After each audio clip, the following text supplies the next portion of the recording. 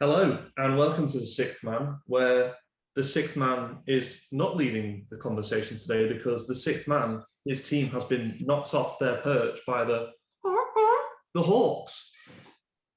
Alex, how do you feel? Some red velvet, Alex? Would you like some red velvet? Fair play. Fair play. Rick Astley torched us, yeah. Fair play. Yeah, but we obviously I'm not leading this. So Matt gave me on the intro, but as you all know, Philly choked in Game 7, like I predicted. So I think that really. Oh, sorry. Like when you predicted halfway through the series, or how you predicted at the start of the season, or how you predicted in the playoffs. Let's put some time periods on this. Let's talk about the journey. We were super confident coming into the season. I was super confident coming into. Let's talk about the journey. Let's just not talk about when you were right. Let's talk about the whole journey, Alex, because we gave Bray a lot of shit for the Heat. Now it's your turn to take some corn. So please start us off from the start and then take us to the present, please. Thank you. The start of the season, we bring in Maury and Doc, who are really good moves, considering we've moved away from Brett Brown and Elton Brand has stepped down in his role. So I was really happy with that.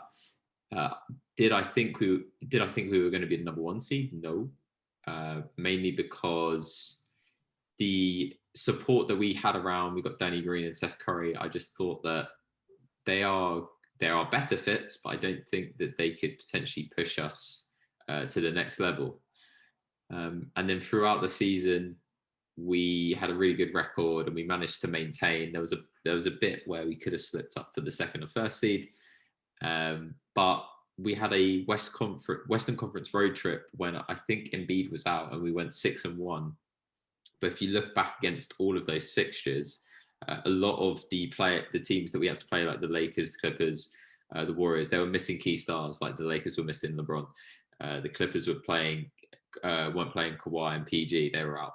So yes, we got wins in those scenarios, but we never had big moments where we had to play our best against the best. So we go into the playoffs, and the reason I'm so upbeat about the Sixers is because we have an easy route. And I compared it to England in the World Cup. You're not going to get a much easier route to the conference finals. I don't think a number 1 seed has missed out on the conference finals since the 1980s. It was since Kenny's Rockets, because he tried to make a joke about it on TNT, but yeah, it was since the Kenny. Yeah, we won't get into it because I know Kenny frustrates you. And Kenny's been talking some reckless as he always been. Anyway, so we get past the Wizards, and then we come to the Hawks. And like I said before, we've lost this series on 3 occasions. Game 1. The adjustment's too late. Danny Green's torching Trae Young. They build up a massive lead. We end up coming back, but it's too little too late. We win Game 2. We win Game 3.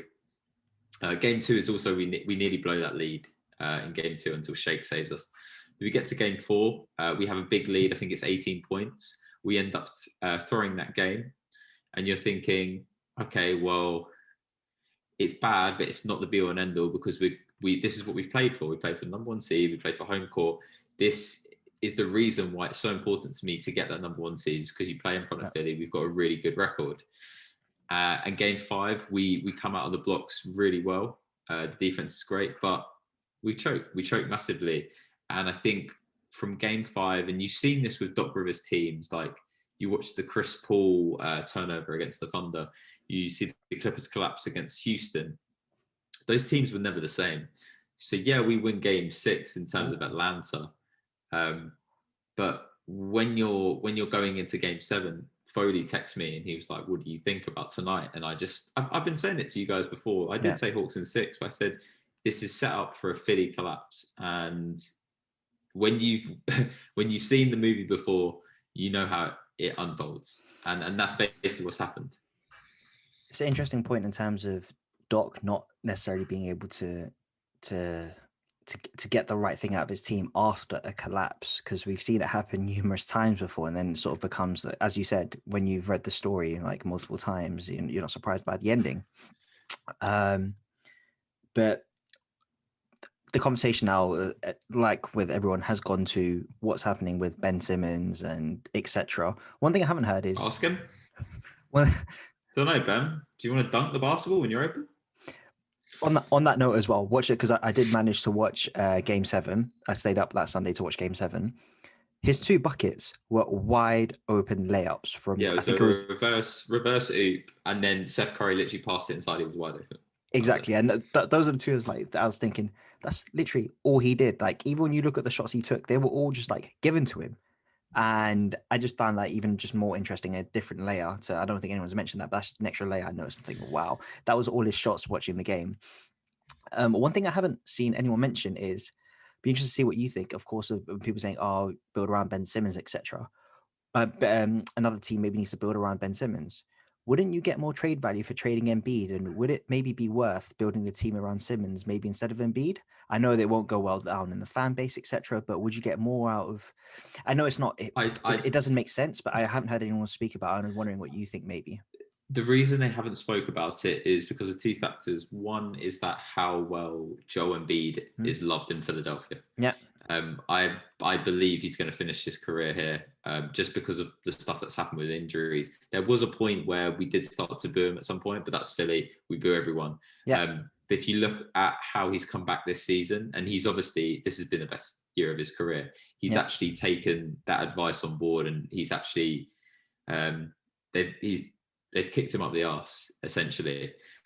And then if you compare that to Ben Simmons, 4 years of off-season videos of him shooting, him pulling up for 3, and you're thinking, because to be honest, like you said, if he does get an offensive bag, it really is dangerous. Like he's a dangerous player, but I'm not going to sit here and just watch it another year go by. Yes, he's 24, of him pretending like he's going to do shit, because he's not going to.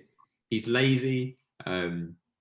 He hasn't offensively improved, and he needs to go. He might well and be one of my favorite players, but there's something has to, when push comes to shove, somebody's got to go, and his head's on the line. It's time to go. It's time to go. It's time to go. But what I will say with Ben is that I think the scenario for him in Philly is not a good fit, especially with how intense the fans are. And if you're playing hard for Philly, it's amazing. You look at how Iverson, his relationship with the fans. If you're giving 100%, Ben Simmons is not that type of player. He's not the type of player to give it his all. He's, even the way he expresses himself, he's not. It doesn't align with Philly, so I think he'll do better in a different scenario. But we need to move on from him. I just think this is. We were speaking about this a little while back, but this is the lowest trade value you're going to get for Ben Simmons. It's the lowest package or set of players or picks or whatever Philly want that you would get for Ben Simmons. That's why I was thinking, would it, but again, playing devil advocate, would it make more sense trying to get more out of Embiid? Because obviously we know his injury history, and although Embiid and Jokic are 2 of the elite centers in the league, they were both bounced out first and second round respectively. So again, that's just me, just maybe putting something out there, but I get the point in terms of, one, the message it sends to the locker room. If all the things you are saying is true, we get rid of the guy who is the hardest worker, etc., and we keep Ben Simmons. And 2, the message it sends out to the fans. But yeah, makes sense what you're saying. Also, I don't think there's any coming back from this at all. Yeah. I think this is a real turning point of, you saw in the press conference what Embiid said the turning point in the game was. Yeah, that was bad. That was bad. And to be honest, I would be frustrated. Yeah, you're our second best player, but it's an open dunk. Like, it's the easiest shot in basketball. As well. Trae Young, he was saying about John Collins. John Collins wasn't there. Trae Young, he's about a foot taller. He's about a foot taller. He can dunk the ball.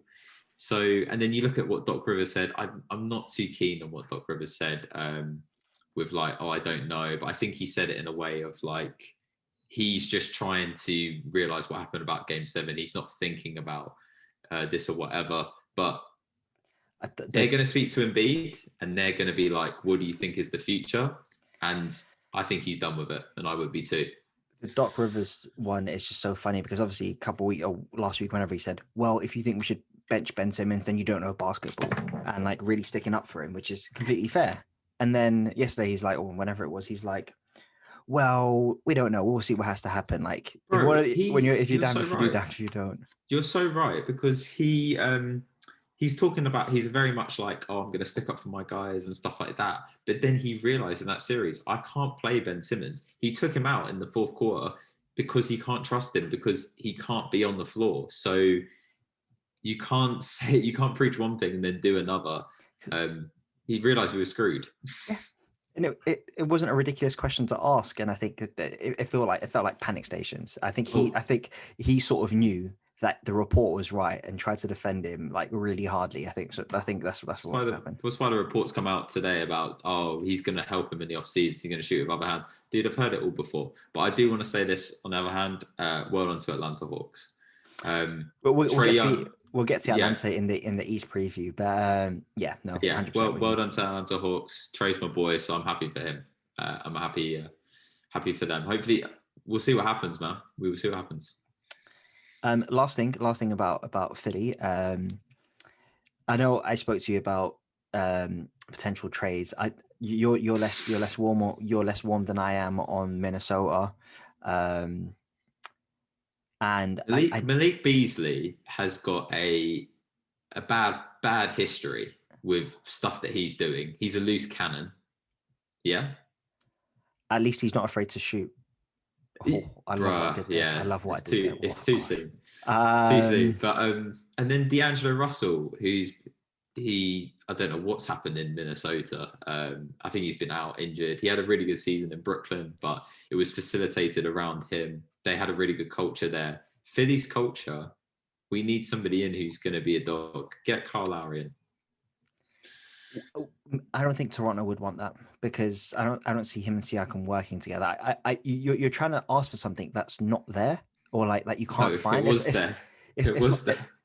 like going to the vegan shop and asking them for like a turkey leg or something. You're not asking for the right thing. You're not looking, like, you're not going to get it. Like going somewhere with like £5, going to, I don't know. It's like going to Selfridges with like £5 to buy like jewelry. You're not gonna. You're not gonna get that. Did you know what hurts the most? We had the £5 in the pocket as well. It was there. We had £10. We had money to spend, and we just But it's done, man. It's done. Final thing I would say. It was a bit blasphemous, but I found it hilarious. I was watching a little bit of Rich Eisen, and some of the people there were saying, well, if you're Orlando, would you even swap Markelle Fultz for Ben Simmons? And like one of the guys was like, no, man, you would not. And the other guy was like, of course you would. But I was like thinking that's so funny, because I'd just be a prick. I'd be like, no, of course you wouldn't. You would obviously take Markelle Fultz over Ben Simmons at this point just to be a prick. But yeah, just want to put that in the ether. Markelle Fultz, before he got injured, Orlando were unbeaten. So yeah, 6-0, baby. Yeah. Anyway, cool. Should we go to the